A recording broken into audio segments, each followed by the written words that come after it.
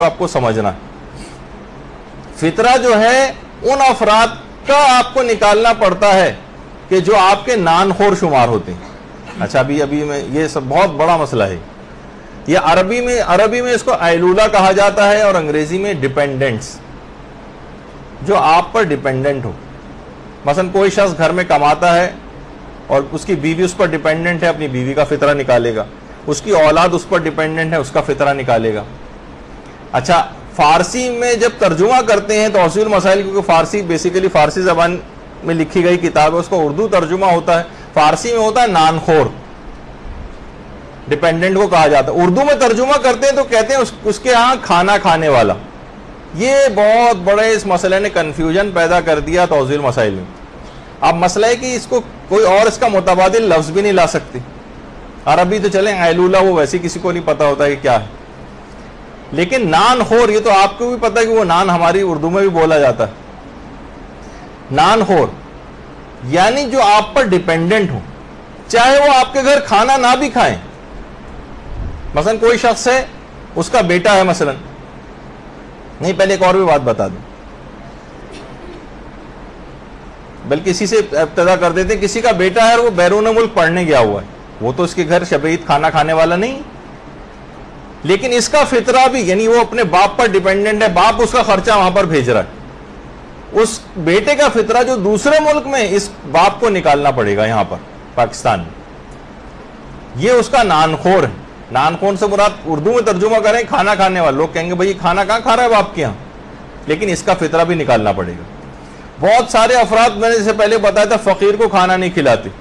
یہ تو بھائی شب عید کھانا ہی کھا رہا ہے کہ ہمارے گھر میں دروازے میں بیٹا ہم نے کھانا دیا، لوگ بھی دیکھیں گے ہاں یہ ان کے گھر جو ہے، لیکن وہ آپ کے ڈیپینڈنٹس میں سے نہیں ہے. آپ ویسی چاہے وہ آپ کے گھر کھانا کھا رہا ہو، کھانا کھانے کا کوئی بھی تعلق فطرے سے نہیں.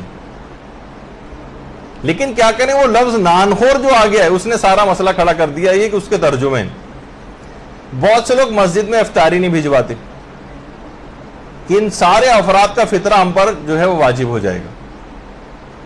وہ کیا آپ پر لوگ کہیں گے کہ جتنے افراد ہیں یہ فلاں صاحب جنہوں نے افطاری بھجوائی ان کے اوپر ڈیپینڈنٹس میں سے ہیں ان کے، کوئی کہے گا؟ کبھی کوئی نہیں کہے گا. تو بہرحال مسجد میں جو افطاری بھی بھجوائی جاتی ہے ان سب میں سے کسی کا بھی فطرہ بھی جس نے افطاری بھجوائی ہے اس پر واجب نہیں ہوتا. اچھا بہت سے گھر ہو سکتا ہے مہمان آپ کے گھر آ جائیں شب عید، بہت سارے شب عید بہت کتنے مہمان آ جاتے ہیں ایک دوسرے سے ملنے، اور وہ کھانا کھا کر بھی جا رہے ہیں ہمارے گھر. ان میں سے بھی کسی کا فطرہ آپ پر واجب نہیں ہوگا. بالکل اطمینان سے کھانا ان کو کھلائیے آپ. بہت سے لوگ کہتے ہیں لو یہ شب عید کہاں آ گئے ہم پر، یعنی اپنے گھر والوں کا بھی فطرہ دو اور سب مہمانوں کا بھی فطرہ دو. نہیں، یہ کیونکہ آپ کے ڈیپینڈنٹس میں سے نہیں.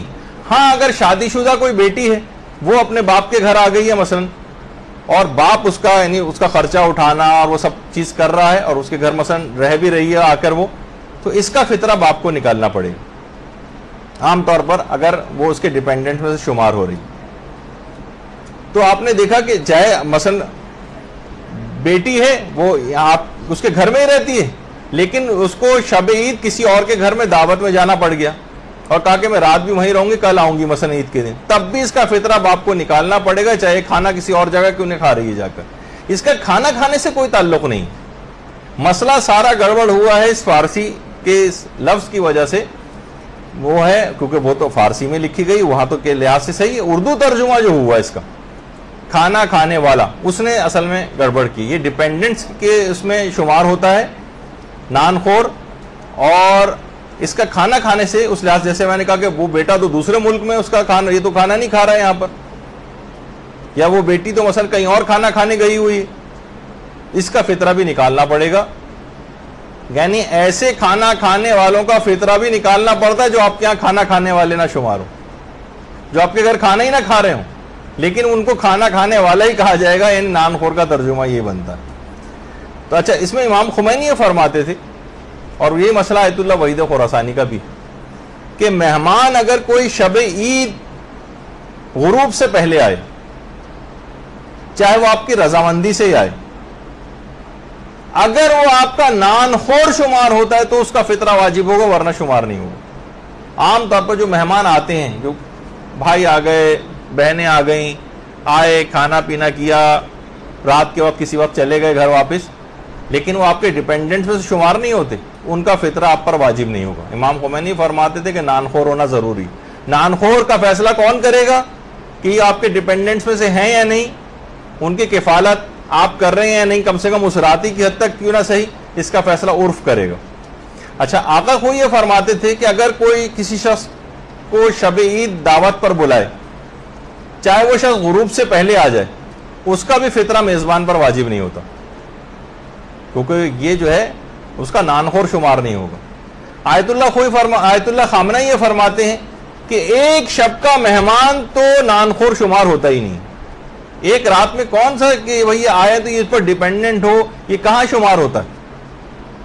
یہ آقا خامنہ ہی فرماتے ہیں۔ اس لحاظ سے جتنے بھی اس طرح کے مہمان ہیں وہ ایک رات کا ہی مہمان، وہ کہتے ہیں ایک رات کا مہمان تو ڈیپینڈنٹس میں سے ہوتا ہی نہیں۔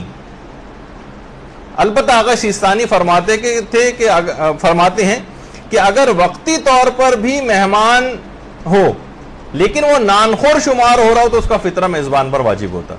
نان خور شمار ہونا ضروری ہے، یہ بات دماغ میں کس کو سمجھانا بھی بڑا مشکل ہے کہ وہ ڈیپینڈنٹس میں سے آپ کے آ جائے، لوگ طے کر دیں کہ اس کا سارا خرچہ اور سب کچھ ہے یہ فلاں شخص جو ہے اٹھا رہا ہے، جس طرح کفالت کی جاتی ہے نا، اس طرح سے۔ آقا خامنہ فرماتے تھے ایک رات میں یہ فیصلہ ہونا بہت مشکل ہے کہ ایک رات کے مہمان کے لیے، لیکن آقا سیستانی فرماتے ہیں کہ جز وقتی مہمانی کیوں نہ ہو لیکن معاشرہ اس کو نان خور میں شمار کر رہا ہے تو اس کا فطرہ بھی میزبان